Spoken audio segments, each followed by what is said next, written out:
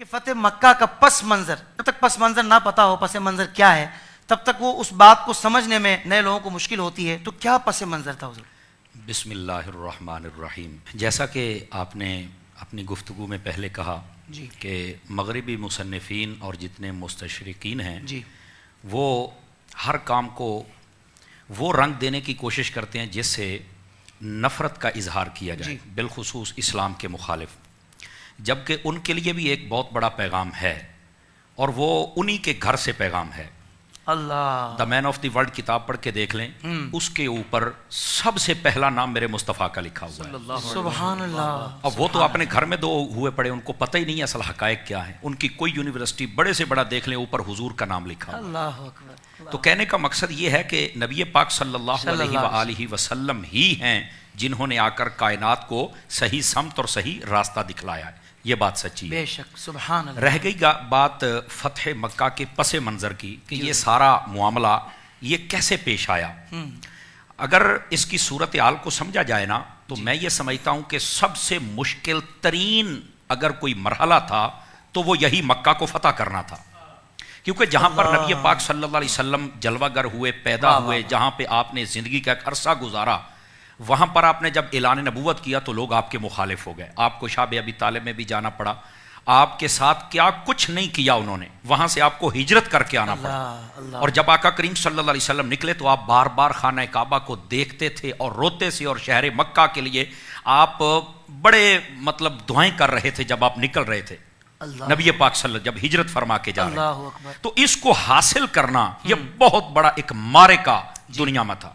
لیکن اللہ رب العزت نے اپنے محبوب کریم صلی اللہ علیہ وسلم کو یہ ایسے عطا فرما دیا جیسے کوئی گھر بلا کے تحفہ عطا فرما. سبحان اللہ سبحان اللہ. اتنا بڑا معرکہ. اب اس کا پس منظر یہ کیسے فتح ہو گیا یہ سارا معاملہ، اصل وجہ یہ تھی حدیبیہ والے دن جب نبی پاک صلی اللہ علیہ وسلم نے وہ جو کفار قریش تھے ان کے ساتھ جب معاہدہ کیا نا، ان شرائط میں سے ایک شرط یہ تھی کہ کچھ ایسے قبیلے ہیں جو تمہارے اتحادی ہیں اور کچھ ایسے قبیلے ہیں جو ہمارے اتحادی ہیں. جی آقا کریم علیہ السلام نے فرمایا کہ طے کر لیا جائے ان کا کیا معاملہ ہو. تو سب نے کفار کی طرف سے بھی اور مسلمانوں کی طرف سے بھی طے یہ پایا کہ جو آپ کے اتحادی ہیں وہ آپ کے ساتھ رہیں گے، جو ہمارے اتحادی ہیں وہ ہمارے ساتھ. لیکن ان کو ایک اختیار ہے، یہ جب چاہے آپ کو چھوڑ کر ہمارے طرف آ سکتے ہیں، ہمارے والا قبیلہ آپ کو چھوڑ کر ہمیں چھوڑ کر آپ کی طرف جا سکتا ہے. لیکن جتنی دیر تک ہمارا اتحاد رہے گا قبیلوں کا، جو جو قبیلے تھے ان کے ساتھ، جو مسلمانوں کے ساتھ تھے وہ بھی، جو کافروں کے ساتھ تھے وہ بھی، ان کا دکھ درد وہ ایک کہلایا جائے گا. اگر کوئی ان قبیلوں میں سے کسی قبیلے والے کو کچھ کہے گا تو باقی سارے اتحادی جو اس گروپ کے ہوں گے وہ مل کر اس پر حملہ کرنے کے مجاز کہلائیں. ان کا جی بالکل ٹھیک ہو گیا، یہ معاہدہ طے پا گیا. نبی پاک صلی اللہ علیہ وآلہ وسلم آپ واپس تشریف لے آئے. ہوا یہ کہ ایک قبیلہ تھا جس کا نام تھا بنو بکر اور دوسرا قبیلہ جس کا نام تھا بنو خزاعہ. یہ جو بنو بکر کا قبیلہ تھا نا، اس قبیلے کا ایک شخص یہ بازار میں کھڑا تھا، اور یہ بنو بکر وہ قبیلہ تھا جن کا اتحاد کفار قریش کے ساتھ تھا. ٹھیک، یہ بازار میں کھڑا تھا، اس نے نبی پاک صلی اللہ علیہ وسلم کی توہین کرنا شروع کر دی، نازیبہ کلمات کسنا شروع کر دی. وہاں پر ایک قبیلہ بنو خزاعہ کا شخص کھڑا تھا جو کہ نبی پاک صلی اللہ علیہ وسلم کے اتحادی قبیلوں میں سے تھا. اس نے کہا دیکھ تجھے پتہ ہے ہمارا معاہدہ ہے کہ ہم ان کے اتحادی ہیں تو ہم ان کے خلاف کوئی بات نہیں سن سکتے، اور ہمارا معاہدہ ہے کہ آپ کوئی بات کر بھی نہیں سکتے ہو، تو یہ آپ زیادتی کر رہے ہیں، اپنی زبان کو بند کریں. جب اس نے یہ کہا نا قبیلہ بنو خزاعہ کے شخص نے، تو وہ سامنے سے بس حکمت تھی نا اس کے اندر، یہ ٹرننگ پوائنٹ ہے جو میں بتا رہا ہوں. اس کے ہاتھ میں ڈنڈا تھا، اس نے اس کے سر میں مارا، اس کا سر پھوڑ دیا، بجائے اس کے کہ وہ سمجھتا کہ ہم نے معاہدہ کیا ہوا ہے. اس نے جب سر پھوڑ دیا وہ وہیں سے نکلا، اپنے قبیلے میں گیا، جا کے بتایا کہ میرے ساتھ اس نے یہ کیا ہے، اور اوپر سے وہ نبی پاک صلی اللہ علیہ وسلم کی توہین کر رہا تھا. جو قبیلہ بنو خزاعہ تھا نا، اس کے اکثر لوگ حضور صلی اللہ علیہ وسلم سے ملاقات کر کے آپ کے اخلاق عالیہ کو دیکھ کر کلمہ پڑھ چکے تھے. سبحان اللہ سبحان اللہ. تو وہ تو پہلے ہی متاثر تھے.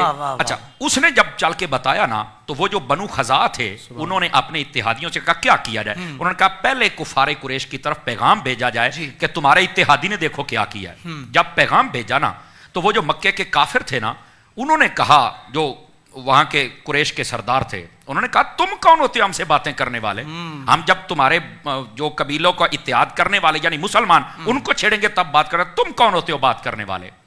اب انہوں نے جب اتنی بات کی، بجائے اس کے کہ بات یہاں رک جاتی، کفار قریش، بنو بکر اور باقی قبیلوں نے مل کر کہا کہ ان کو ذرا سبق سکھلانا چاہیے۔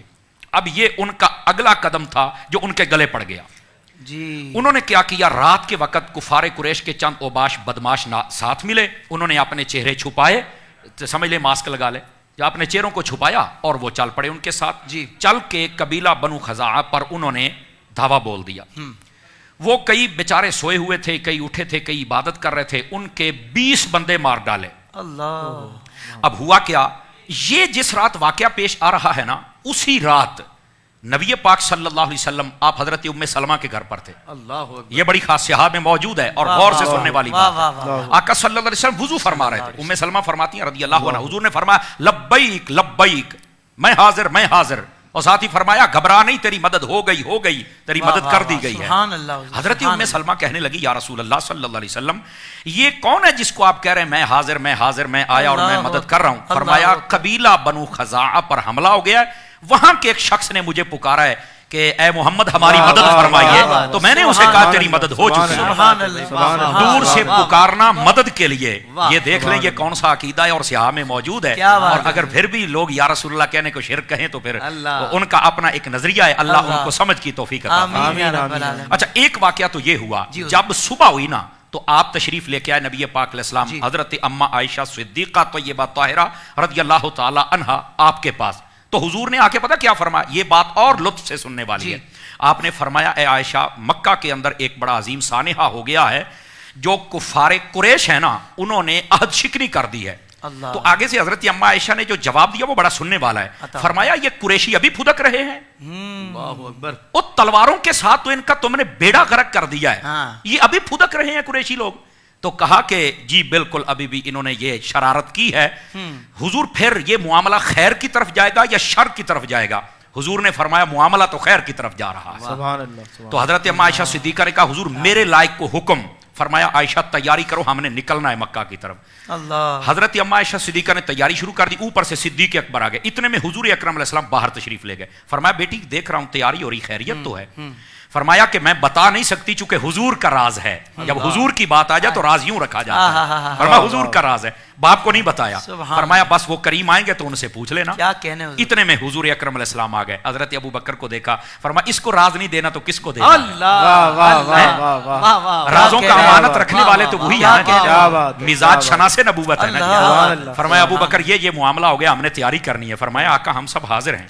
نبی پاک صلی اللہ علیہ وسلم آپ باہر تشریف لے کے گئے، قبیلہ بنو خزاعہ کا ایک شخص جس کا نام عمر لکھا گیا ہے، وہ 40 بندوں کا ایک قافلہ لے کر حضور کی خدمت میں آیا اور آ کر کہنے لگا یا رسول اللہ صلی اللہ علیہ وسلم اس طرح قبیلہ بنو بکر اور کفار قریش نے مل کر ہمارے ساتھ یہ زیادتی کی ہے، آپ ہماری مدد فرمائیں۔ نبی پاک صلی اللہ علیہ وسلم کے پاس جب آئے اور اس بات کو شیخ محقق مدارج النبوہ کے اندر لکھتے ہیں، حضور اکرم علیہ السلام اتنی تیزی سے اٹھ کے ان کی جانب چلے کہ آپ کی چادر مبارک زمین پر گھسیٹی جا رہی ہے، اتنی تیزی سے بڑھے، اور آپ نے ان سے جو پہلا جملہ ارشاد فرمایا، فرمایا اگر میں تمہاری مدد نہ کروں تو اپنی مدد نہ کروں، میں اپنی مدد کرتا ہوں اور تمہاری بھی مدد کرتا ہوں۔ فرمایا گھبراؤ مت، میں جس سے وعدہ کروں میں کبھی وعدہ خلافی نہیں کرتا، میں وعدہ پورا کرتا ہوں۔ اور نبی پاک صلی اللہ علیہ وسلم نے فرمایا اوپر دیکھو بادل کا ٹکڑا تھا، فرمایا یہ بادل ہمیں بتا رہا ہے کہ خیر ہی خیر ہو جائے گی، اشارہ آپ نے اس طرف فرمایا۔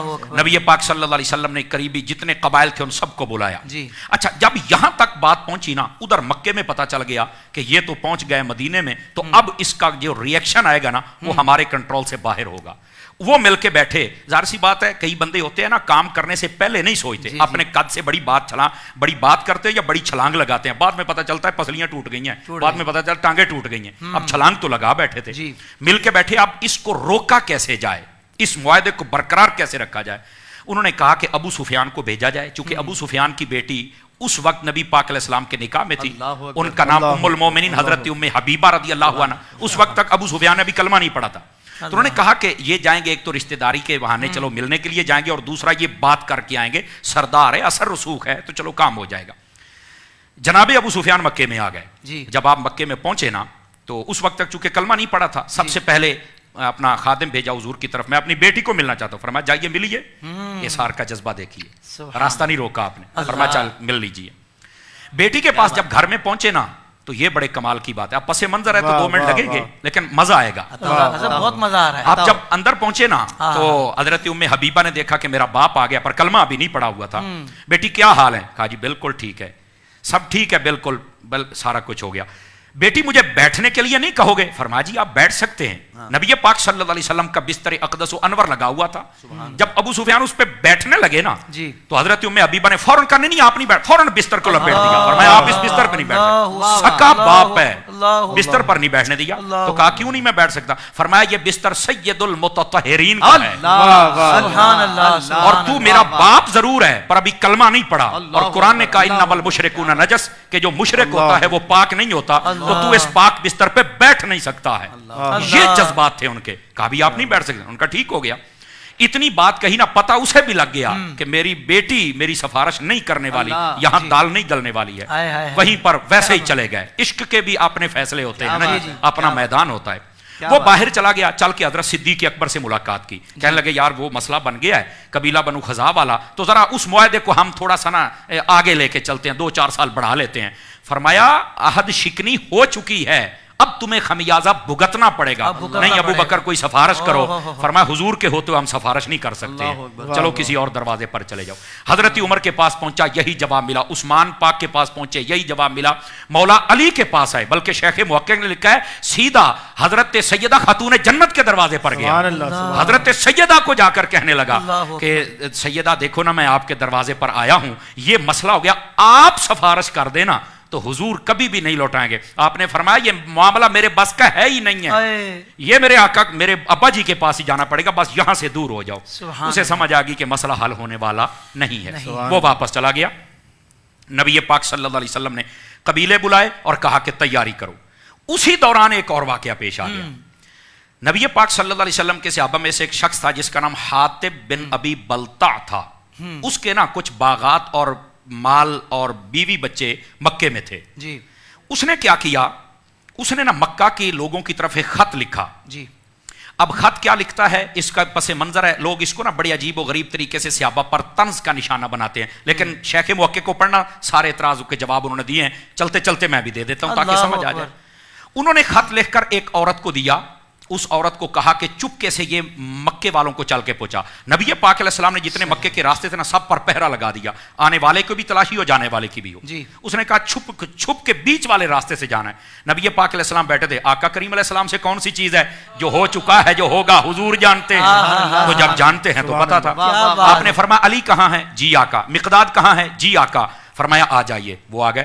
فرمایا آپ ایسے کریں، آپ چلے جائیں فلاں پہاڑی کے پاس، ایک عورت اونٹنی پر بیٹھ کے جا رہی، اس کے پاس ایک خط ہے، لے کے آؤ۔ صحابہ نے بھی نہیں کہا اگر وہاں گئے اتنی گرمی ہے، اونٹنی نہ ملی، عورت نہ ملی تو کیا بنے گا؟ وہ صحابی تھے نا، صحابی تھے نا، صحابیوں کا عقیدہ دیکھو کیسا۔ سبحان اللہ۔ وہاں پہنچے، چل کے عورت کا راستہ روکا، اسے کہا خط دے، اس نے کہا نہیں ہے۔ حضرت علی نے فرمایا دیکھ بھائی خط دے دے، چونکہ کہا حضور نے ہے تو تیرے پاس صحیح، ورنہ یہ یاد رکھ بعض صوفیاء نے یہاں تک لکھا ہے کہ کہا خط دے دے ورنہ تیری تلاشی لوں گا، اور بظاہر ہمیں نہ ملا تو فرمایا پیٹ پھاڑ کے بھی علی نکالے گا، خط تو تیرے پاس ہے، یہ تو میں نہیں چھوڑوں گا۔ اچھا اس نے اپنے بالوں میں سے نا خط نکال کے دے دیا، اس کے اوپر جو بس لیا، اس عورت کو پکڑا، آ گئے۔ کس نے لکھا ہے؟ حاطب بن ابی بلتع نے۔ فرمایا بلایا جائے اس کو۔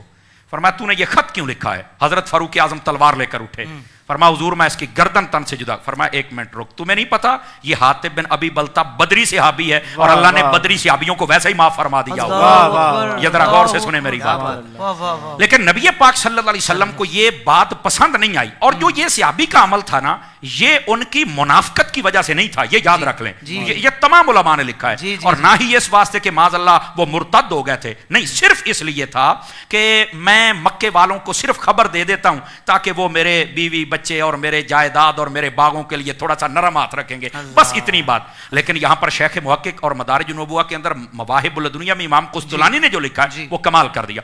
وہ فرماتے ہیں یہ خط بھی صحابی نے لکھا تھا نا، خط پڑھ کے دیکھو، خط لکھنے میں صرف خبر نہیں تھی، اگلوں کے چھکے چھڑا دیے تھے۔ فرمایا میرے نبی تیاری کریں، اور ایسی تیاری کریں آج تک نہیں کی ہے، مجھے لگتا ہے تمہاری طرف آ رہے ہیں, تکڑے ہو جاؤ, تمہاری خیر کوئی نہیں ہونا. اس میں بھی پوری دھمکی لگائی, صرف خبر نہیں دی تھی, پوری دھمکی لگائی آپ نے. لیکن نبی پاک علیہ السلام نے فرمایا اس کو مسجد سے نکال دیا جائے. جب حاتب ابن ابی بلتا کو نکالا جانے لگا, وہ مڑ مڑ کے دیکھتے تھے, کہتے تھے حضور آپ تو جانتے ہیں نا کہ میرا دل ایسا نہیں ہے, آپ تو جانتے ہیں. جب دروازے پر پہنچے تو حضور سے برداشت نہ فرمایا, لے آؤ یار, اس کا قصور نہیں ہے, لے آؤ. جو بات تھی وہ ہو گئی, اس سے غلطی ضرور ہوئی ہے لیکن اس کا جی نہیں چاہتا تھا, اس کو واپس لے. عادل قادری برانڈ کے ڈیزائنر کیپس, حلال عطر, پرفیومز اور عربک جبہ. جی آپ دنیا میں کہیں بھی رہتے ہوں, اب خریداری کرنا ہوا نہایت آسان. جلدی سے وزٹ کیجئے www.adilqadri.com اور اپنا آرڈر پلیس کیجئے.